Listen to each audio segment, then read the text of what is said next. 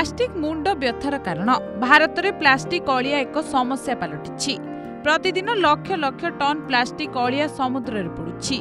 जहाँ चिंता बढ़ाइथिबा बेले प्लास्टिक अपचय नहीं एक बड़ आश्वस्तिकर रिसर्च सामना को आसी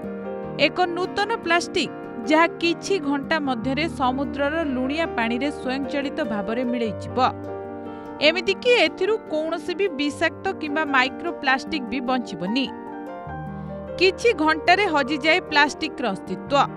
एक अनन्य प्लास्टिक तैयारी करिसंती जापानी वैज्ञानिक जहाँ किछि घंटा मध्यरे समुद्रर लुणिया पानी रे मिलई जिवो एही प्लास्टिक कौनसी प्रकारर विषाक्त पदार्थ छाड़िबनी किंबा माइक्रो प्लास्टिक किंबा नानो प्लास्टिक आकार रे मध्य रहिबनी टोकियो विश्वविद्यालय एवं रिकेन सेंटर वैज्ञानिक माने मिलित भाव में स्वतंत्र प्लास्टिक प्रस्तुत करिसंती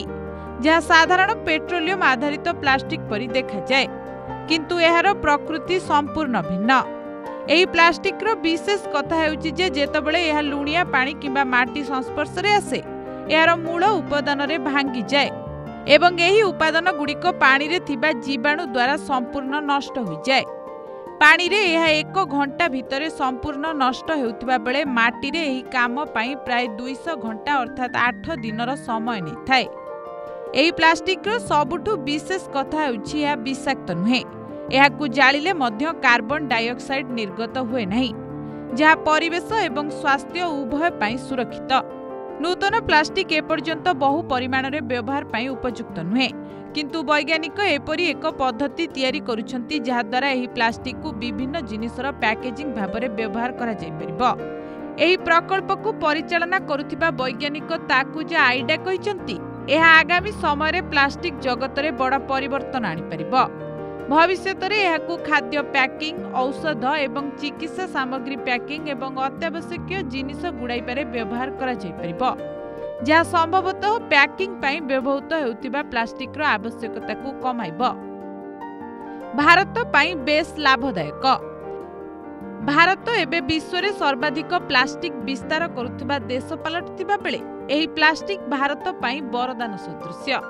संयुक्त राष्ट्र परिवेश कार्यक्रम दाबी करिछि जे भारत रे 2040 सुधा समुद्र रे प्लास्टिक अलिया 3 गुण होइजिबो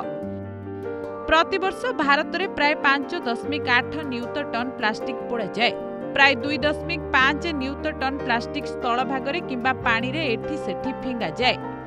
जहाँ 20 वर्ष पर प्राय प्रतिवर्ष भारत में 23 रु 37 न्यूत टन प्लास्टिक समुद्र रे जाई पारे एपरी परिस्थिति रे जापान एही शीघ्र द्रवीभूत प्लास्टिक भारतर प्लास्टिक अलिया समस्या को रोकी परिबो ब्यूरो रिपोर्ट ओडिशा संवाद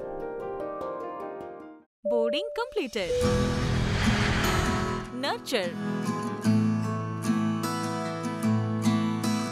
Discover. Fly with pride. TSG Gurukul, the ultimate home for your child.